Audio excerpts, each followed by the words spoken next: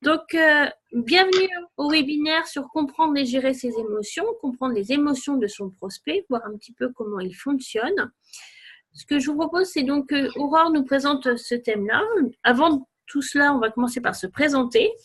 Donc, je suis Céline Saïti, fondatrice de La Rose des Ventes. C'est un cabinet de conseil en stratégie commerciale éthique.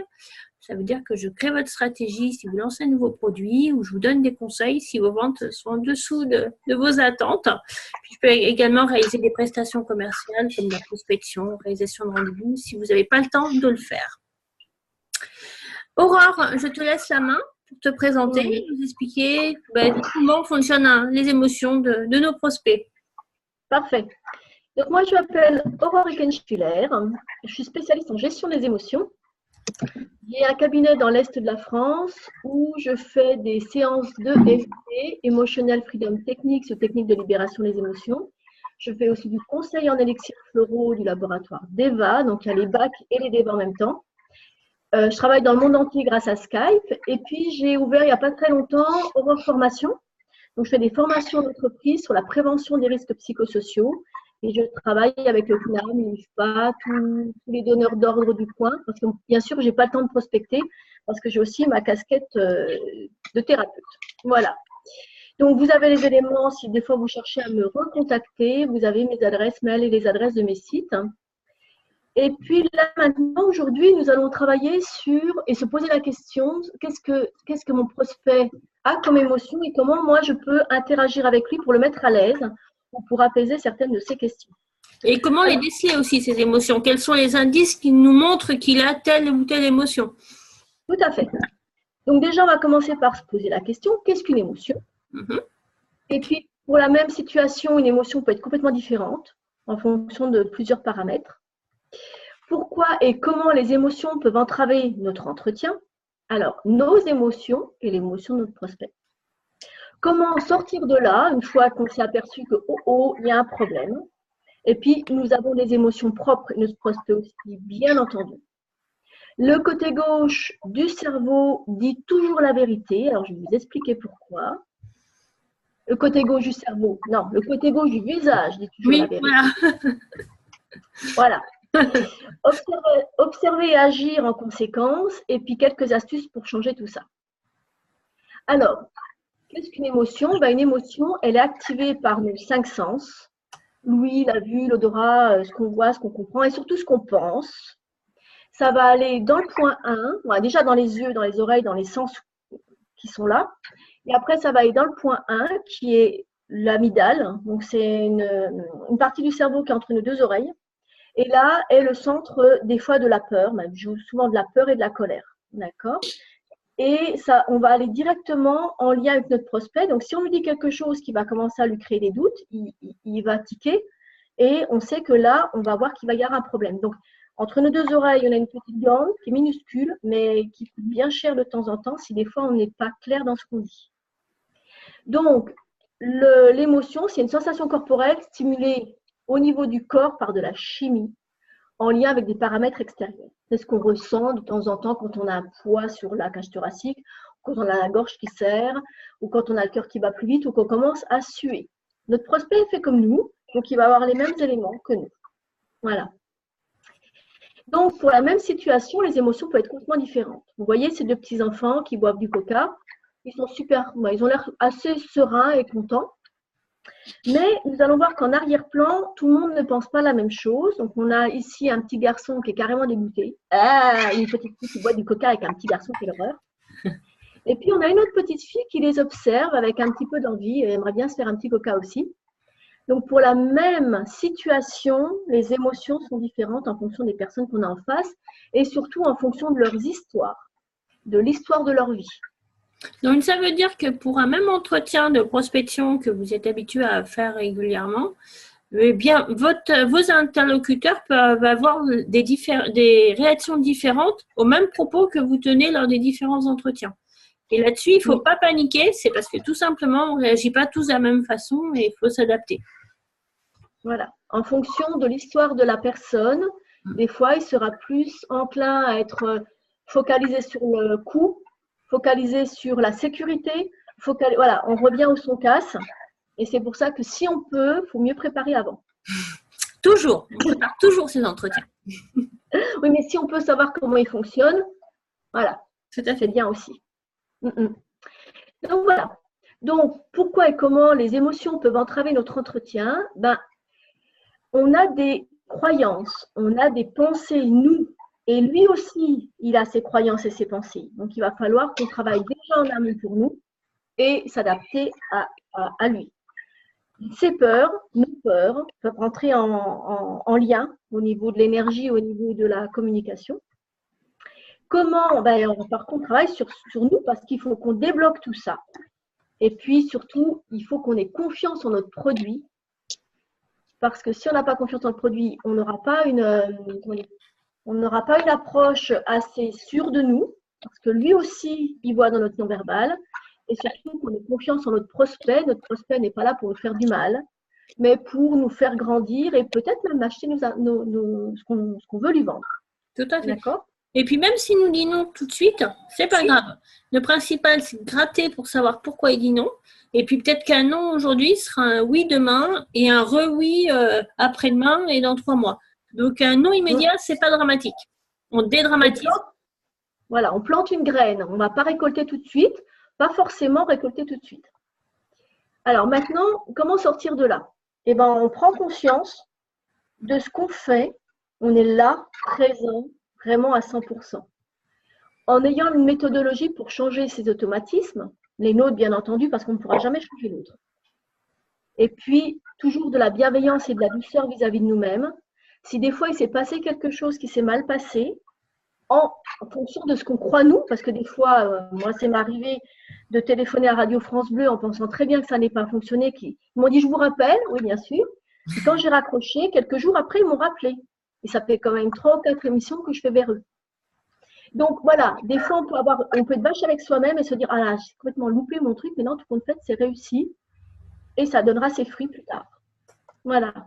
Donc, bienveillance et douceur vis-à-vis de soi, ça, c'est vraiment très important. Alors, pour notre prospect, nous avons des émotions, il faut les identifier. D'accord? Donc, au niveau des émotions, là, par exemple, il y a la contestation. La personne, vous voyez qu'elle va commencer à titiller, puis elle va commencer à contester. Il y a une divergence. Elle va vous dire, ah non, non, non, mais ceci, cela. L'agitation, ça, vous allez le voir. S'il commence à s'agiter, à agiter son crayon, c'est quelque chose qui ne se passe pas bien pour lui.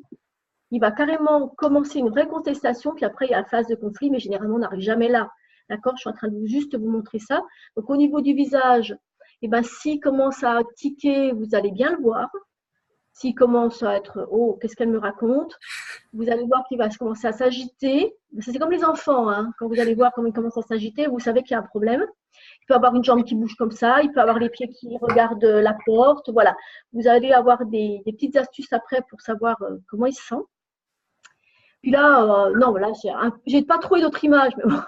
Là, il est quand même, là, il est très énervé quand même. Là, il faut vite partir. C'est qu'il y a quelque chose qui ne va pas. Non, généralement, ça n'arrive pas jusque-là.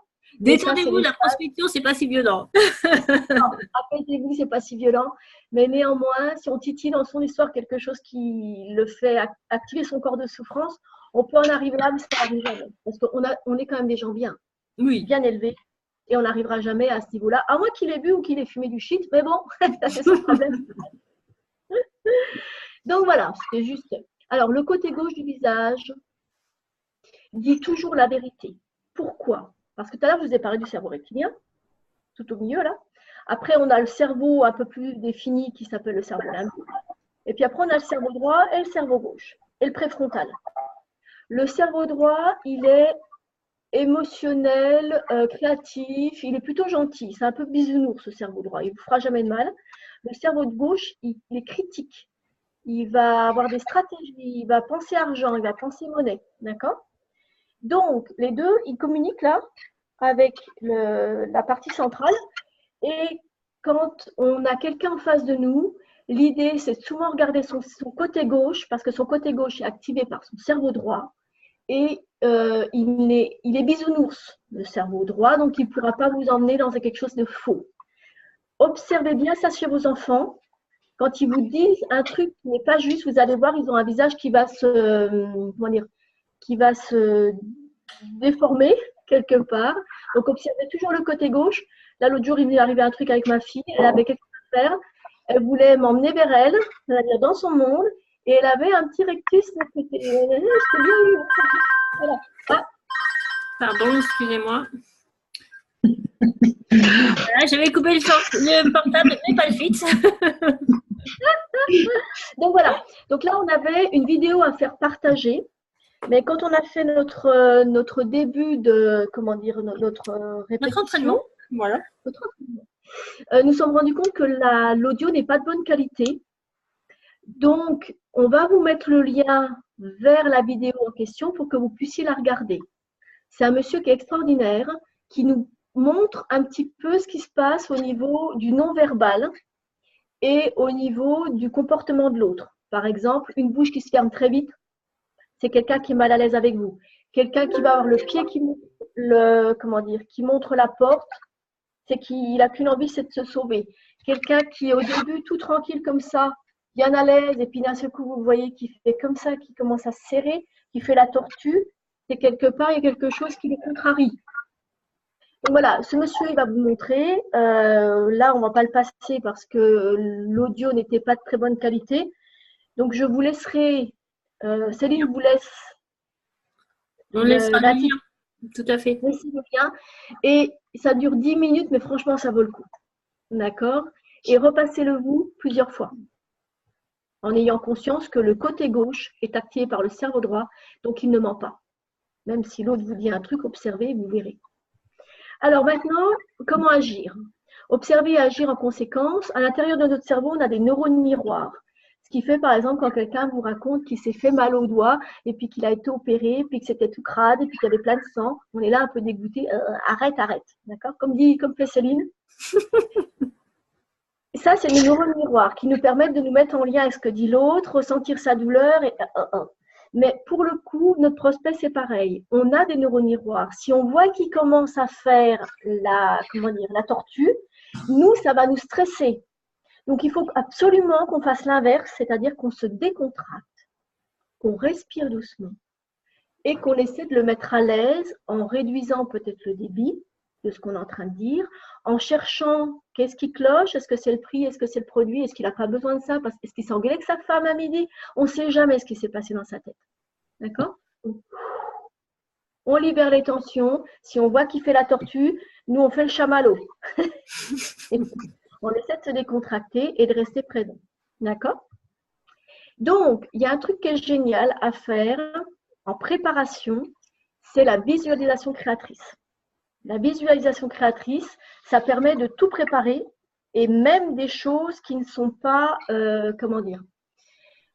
choses qui ne sont pas gagnées. Donc, pour faire la visualisation créatrice, il faut utiliser les 5 sens. C'est-à-dire que quand je vais visualiser ma réussite, parce que l'idée, c'est l'objectif. L'objectif, c'est qu'est-ce que je veux? Je veux réussir. Alors, on va se visualiser, sortir du bureau du prospect avec ou un devis signé ou une possibilité de lui dire, écoutez, je vous envoie le devis dans quelques jours parce que, comme dit Céline, il ne faut jamais se précipiter pour donner un tarif parce qu'il faut réfléchir avant. Mais au moins, il sait qu'on va lui envoyer un devis et ça s'est bien passé. Donc, on va se visualiser, ça s'est bien passé. On se voit sortir du bureau, on se voit être fier de nous et aller à la voiture, par exemple. D'accord? Ça, c'est la première étape. Après, la deuxième étape, c'est je me vois 10 minutes avant la fin de l'entretien. Ça se passe toujours bien. On échange les mails. Je vais vous proposer ça, ça, ça. On revérifie qu'il a bien compris, que nous avons bien compris son besoin. On est là, tout se passe bien. On se visualise après 10 minutes au début. Ça veut dire 10 minutes, ça fait 10 minutes qu'on est vers lui. Tout se passe bien, le feeling se passe bien, on est bien avec lui. Et on commence à présenter notre produit et tout se passe pour le mieux. On se visualise aussi le premier pas, c'est-à-dire je pars ce matin, j'ai rendez-vous avec monsieur X ou madame Y, je prends ma voiture et tout se passe bien. Alors l'idée, c'est de se faire ça plusieurs fois par jour. Généralement, moi, je le fais le soir. Je me visualise l'objectif. Quoi comme objectif? Je veux que ça se passe bien, je veux être à l'écoute, je veux avoir été compris, je veux pouvoir faire un devis, je veux pouvoir avoir une commande. Donc, voilà. Donc, l'idée, c'est objectif, je veux quoi? On visualise l'objectif. Qu'est-ce que je ressentirais si tout allait pour le mieux? Où est-ce que je serais? Est-ce qu'il y aurait, par exemple, des pas sur le macadam? Je viens de terminer mon entretien, je vais à ma voiture. Est-ce qu'il fait soleil? Est-ce qu'il fait nuit? Est-ce que, voilà, je me visualise au maximum. Je me ressens. Est-ce qu'il y a des odeurs? Est-ce qu'il y a des bruits? Est-ce qu'il y a une musique? Est-ce qu'il y a, voilà. 5 sens. Parce que si vous n'utilisez pas les 5 sens, votre cerveau ne va pas y croire. Parce qu'on a plusieurs cerveaux, donc il faut absolument les activer tous en même temps pour pouvoir y croire. Donc, objectif, 10 minutes avant la fin, 10 minutes au début de l'entretien et les premiers pas. Et vous faites ça plusieurs fois par nuit, si vous ne dormez pas, ou plusieurs fois par jour, si vous dormez. Non, mais c'est génial de faire ça la nuit, parce que si vous avez une petite insomnie, utilisez ce temps pour vous. D'accord? Et si des fois, entre l'étape 1 et l'étape 2, ou l'étape 2 et l'étape 3, vous voyez que ça bloque parce que vous n'y croyez pas trop, revenez à l'étape 1. C'est pour ça que j'ai fait une petite flèche qui repart vers le 1. Revenez à l'étape 1 si vous ressentez que non, trop le fait, ça ne va pas le faire. D'accord? Et je vous assure que ça marche du tonnerre, ce truc. C'est vraiment génial. Les grands sportifs travaillent beaucoup avec la visualisation. Avant une compétition, ils visualisent énormément leur réussite, ou les coureurs automobiles visualisent énormément leur circuit. Enfin, c'est très, très, très, très, très utilisé, la visualisation. Et ici, au niveau du cerveau, on a une partie qui s'active quand on fait de la visualisation et on prépare les connexions pour la réussite. Et moi, j'ai déjà utilisé pour faire des formations dans des grandes entreprises où j'avais un peu les boules au début. Et ben, ça s'est super bien passé, même s'il y a eu plein d'embûches, du style la dame, elle n'est pas là, elle n'a pas la clé, elle n'est pas dispo, il n'y a pas le brancheur, c'est la cata, mais je me suis dit, voilà. Donc, expérimentez, vous verrez, c'est génial. Alors, il y a un truc qui marche aussi très bien, c'est la cohérence cardiaque. La cohérence cardiaque, c'est une petite boule qui monte et qui descend. On respire en fonction de la boule. Et ça permet de décélérer mentalement et physiquement. Et j'ai des personnes qui le font tous les matins et qui ont gagné en optimisation du temps. C'est génial, ça ressemble à rien, mais ça marche. Alors, vous pouvez en avoir sur YouTube avec des musiques, des baïnés, sans musique, la mer, les rochers. Vous en avez 150 000 kilos sur YouTube. Donc là, j'ai pris le mien, il est plutôt soft. Il m'a été donné par un psychiatre, un de mes collègues psychiatres qui m'a dit celui-là, il marche bien parce que moi, les gens ne sont pas activés par autre chose. Mais si vous avez besoin de baïnés ou de mer, de son de mer pour vous concentrer, allez-y. Ça va? Parfait. Parfait. On continue. Un super truc qui s'appelle le dossier NAF. C'est-à-dire que si ça ne s'est pas franchement bien passé, il y a des choses qui sont dues à vous et des choses qui sont dues à l'autre. Donc, vous prenez bien note de ce qui s'est mal passé, parce que c'est important, puisqu'on comme ça, on peut apprendre les choses. Et le reste, ce qui ne vous incombe pas, vous le collez dans le dossier NAF. Le dossier NAF, c'est le dossier rien à foutre. D'accord? Donc, ce dossier, il a été, mis dans ma vie grâce à Alexandre Julien. C'est un philosophe extraordinaire. Je vous ai mis le petit lien en dessous. Vous cliquerez dessus, vous irez voir. Il y a Christophe André, Mathieu Ricard et Alexandre Julien qui font une conférence et qui parlent de leur parcours. Et à un moment donné, Alexandre Julien, qui avait peur d'avoir un intestin cancéreux, son gastro-entérologue lui a dit « Vous rangez ça dans le dossier NAF ». Donc, ça veut dire qu'il n'avait absolument rien. Donc, il peut le ranger. Au lieu que ça rumine, eh ben, collez-moi ça là-dedans et puis passez à autre chose. Prenez le meilleur de votre entretien, les points améliorés, puis le reste, restez pas là-dessus. Faites pas le chien qui ronge son os parce que ça ne sert absolument à rien. Ou la vache qui rumine. Hein, la vache qui rumine ou l'hamster. Hein. C'est comment se débarrasser de pensouillard le hamster. C'est fait par un médecin. C'est un petit livre génial qui ne dure pas longtemps et qui nous apporte beaucoup pour arrêter de gorger. Bien. Alors, l'idée, c'est pratiquer ces méthodes le plus souvent possible, tout au long de la journée. Par exemple, vous êtes en voiture, essayez de respirer, d'être dans vos fesses, d'être dans votre dos, d'être sur votre volant, vous êtes bien là et vous arrêtez le moulin à rattaquer là-haut. Comme ça, vous vous préparez en arrêtant le mental. Parce que le mental, il adore ça. Et vous vous fatiguez avant même d'arriver. D'accord? Plus vous êtes stressé, marchez doucement. Si vous marchez doucement, votre moulin là-haut va se dire « Ah tiens, elle est cool, donc je vais le devenir aussi ».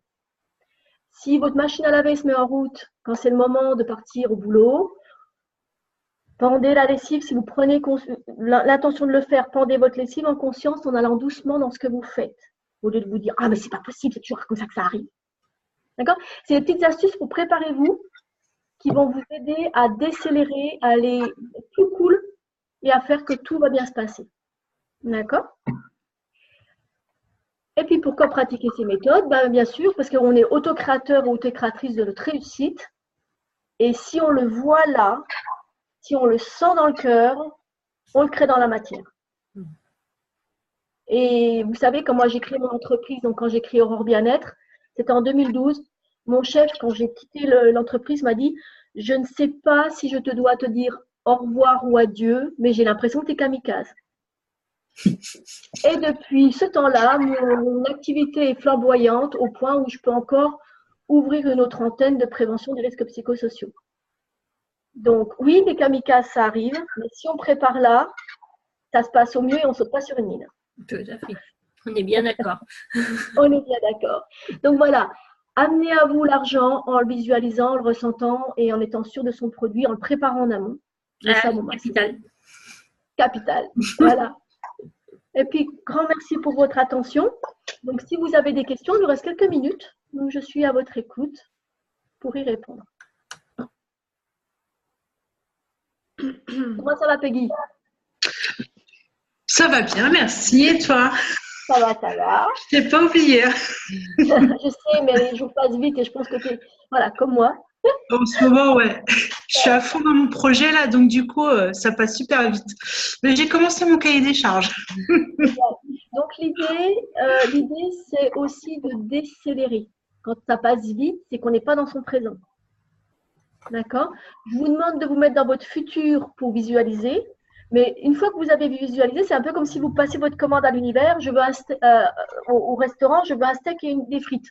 Jamais, une fois que vous avez posé votre commande, vous allez vérifier que tu as bien fait mon steak puis les frites. C'est clair. Donc, c'est pareil. Une fois que vous avez travaillé en visualisation, vous le faites plusieurs fois par jour. Et une fois que vous avez fini votre boulot de visualisation, vous revenez au présent. Et ça passe moins vite. Le temps décélère quand on est bien là. Et puis, je vois, donc il y a Sanga. Il y a une image juste en dessous, mais je ne vois pas le prénom. Admin? Oui, ok. Comment ça va, les autres? Ça va très bien, merci beaucoup. C'était très intéressant et enrichissant. Alors, l'idée, c'est vraiment d'essayer et d'avoir de la bienveillance à son égard. Ah, c'est le maître mot. On est bien d'accord. Bien.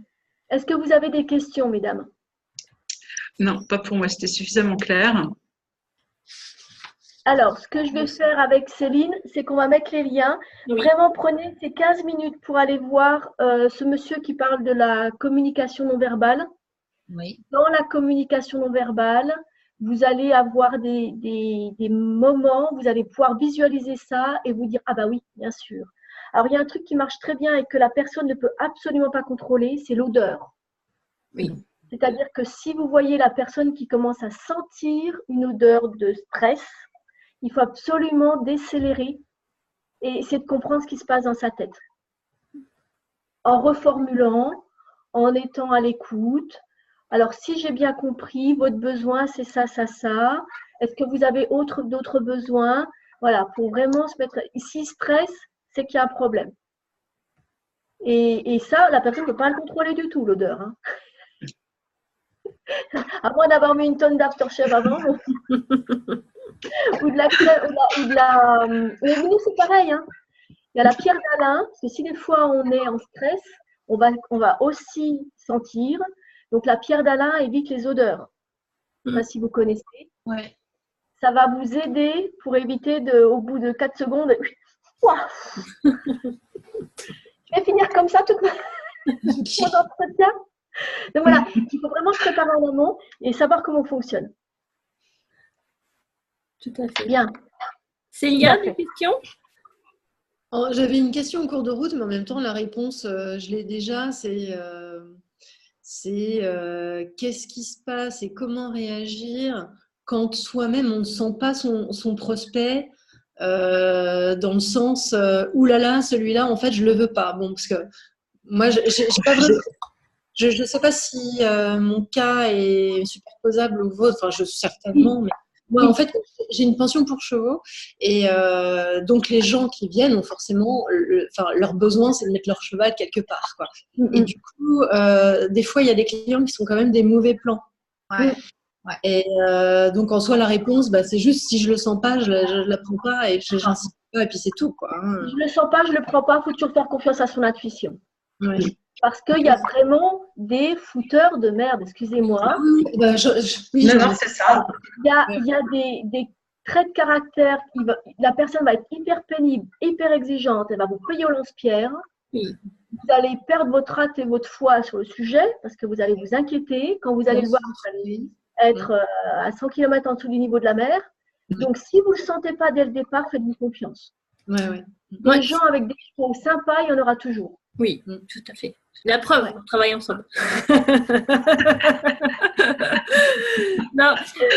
Et Célia, s'il y a un conseil à te donner par rapport à ça, ça peut être d'approfondir un maximum la phase de découverte, lui poser un maximum de questions pour que ce ressenti que tu as, ce ne soit plus du ressenti, mais que ce soit vraiment du factuel. Que par les réponses qu'il t'apporte, ça peut pas le faire. Donc, du coup, tu vas lui expliquer, dire, monsieur, je suis désolée, on va pas pouvoir travailler ensemble parce que vous m'avez dit ça, et ça peut pas aller. Du coup, exactement. Tu vas lui dire non de manière étayée. Il va pas pouvoir t'en vouloir parce que c'est factuel. Et il va pas te dégrader ton image ou donner une mauvaise notoriété de toi. Donc, voilà les conseils commerciaux que je pourrais te donner. Et surtout, toujours parler de soi. C'est-à-dire pas le tu qui tue, ça c'est la communication bienveillante ou communication non violente. Moi, j'aime pas non violente parce qu'il y a violence dedans, mais bienveillante, c'est toujours parler de soi et pas l'autre. C'est pas l'autre qui est en cause, c'est moi, dans ma manière de pouvoir gérer son besoin. Visiblement, il y a quelque chose qui ne correspond pas. Alors bien sûr, des fois, c'est énergétique. On ne peut pas le sentir, on ne sait pas pourquoi, mais nos warnings s'allument. L'idée, c'est quand c'est comme ça, comme dit Céline, c'est des faits. Et on essaie de trouver l'endroit où on ne pourra pas satisfaire son besoin et lui prouver par A plus B que c'est vraiment pas envisageable et puis que c'est beaucoup mieux pour ce besoin-là qu'il trouve un ranch adapté à ce besoin. Alors, en fait, je pense que souvent, la réponse, elle n'est pas si loin que ça. Quand on sent qu'il y a un petit problème avec la personne, il suffit de réfléchir 5 secondes, d'avoir le temps de recul et se dire, oh là là, à mon avis, ça ne va pas vous convenir. Enfin, pour n'importe quel produit, je parle pas que... Oui, non, mais complètement. C'est valable pour tout le monde, ça. La réponse factuelle. Et surtout, ne pas forcer. Ouais, c'est-à-dire que là, moi, par exemple, j'ai une personne, ça fait 5 fois qu'elle annule parce qu'elle a toujours des problèmes. Alors, ou c'est son gosse ou c'est son mari, mais bon, quoi qu'il en soit. Alors là, je ne mets pas du tout le courrier derrière. Je me dis, si c'est comme ça, il va y avoir un problème. Donc, pas forcer les choses, la vie, elle nous amène ce qu'il faut quand il faut. Tout à fait. Il suffit juste de poser sa commande à l'univers. Et c'est très vrai. Et ouais. C'est top. Bien. On a passé un super webinaire. En tout cas, moi, j'étais en joie d'être avec vous. Moi, je suis ravie de vous avoir pu vous connaître grâce à Céline. Donc, Céline, merci beaucoup aussi. Et puis, si des fois vous êtes dans un coup de pouce, voilà, vous avez mes coordonnées au début. Moi, je consulte dans la France entière grâce à Skype. Donc, si un jour vous voyez qu'il y a quelque chose qui bloque et puis que ça fait plusieurs fois que vous mangez le plat, c'est qu'il y a sûrement quelque chose qui vous amène à travailler sur un sujet. Et si vous n'arrivez pas à travailler toute seule, vous savez que je suis là. Merci beaucoup. Voilà. Merci. Merci à tout le monde. Nous vous souhaitons une bonne fin de journée. Et puis, on reprogrammera un autre webinaire. On a calé quelques dates en début d'année. Suivez les actualités de nos pages respectives et vous connaîtrez les thèmes et les dates des prochains webinaires. J'ai juste une question, pardon, Oui. Céline. Bien sûr, Agnès. Donc, Aurore disait que tu vas nous envoyer un lien, mais ce sera par mail ou par… Par MP, parce que je n'ai pas ton mail, Agnès. Par MP. D'accord, ok. D'accord? Ouais, ok. Pas de Super, souci. merci beaucoup. Très bien. Merci, Très, bonne très journée à bien. tout le monde. Bonne journée. Mercredi après-midi. Bonne journée. Bye bye. Bye bye.